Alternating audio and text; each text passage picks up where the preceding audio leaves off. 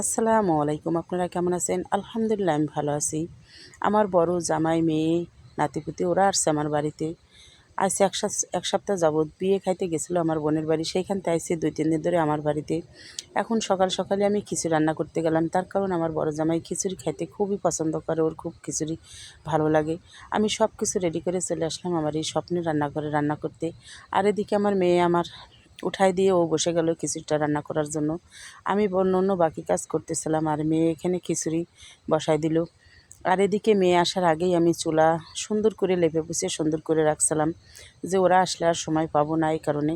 আর এদিকে জামাই দেখেন 2 হাত ভর্তি মাছ কিনে নিয়ে আসলো হাটের থেকে। এই যে এখানে নিয়ে আসছে টাটকিন মাছ, বাটা মাছ, তারপরে তাজা পুঁটি, খলিশা মাছ, অনেক সুন্দর ছোট ছোট মাছ। এই মাছগুলো খাইতে আমার বড় জামাইটা অনেক পছন্দ করে, আমারও এগুলো অনেক পছন্দ। এই কারণে আসলে পরেই বাড়িতে আসলেই এই মাছগুলোও কিনে নিয়ে আসে।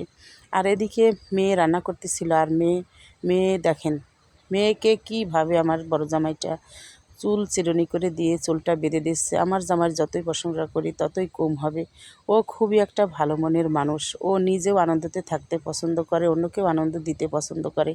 আমার মেয়েকে অনেক অনেক হেল্প করার চেষ্টা করে। ও বাসায় থাকে না, সবসময় অফিসে থাকে। তারপর যতটুকু টাইম পায় ততটুকুই টাইম অনেক আমার মেয়েকে সাহায্য করে, হেল্প করার চেষ্টা করে।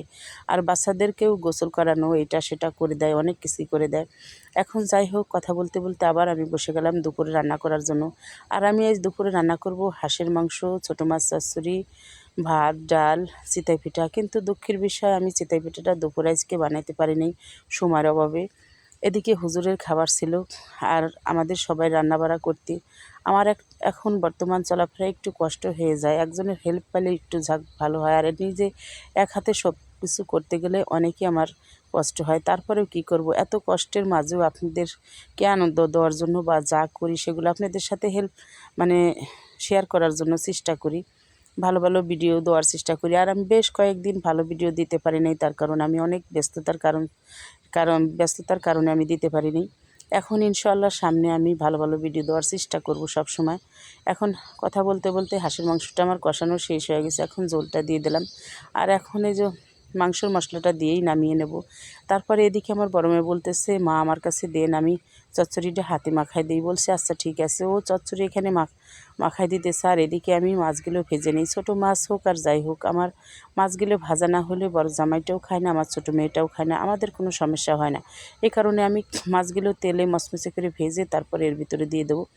আর মেয়ে এদিকে যে হাতে মাখায় চচ্চড়িটা, আর আমি যে পুঁটি মাছ, খলিশা মাছ এগুলো তেলে মচমচে করে একটু ভাজে তারপরে দিয়ে দেবো চচ্চড়ির ভিতর।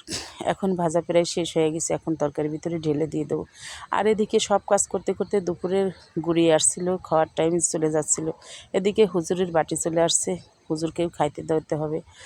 এই যে এখন চচ্চড়িটা প্রায় হয়ে আইছে।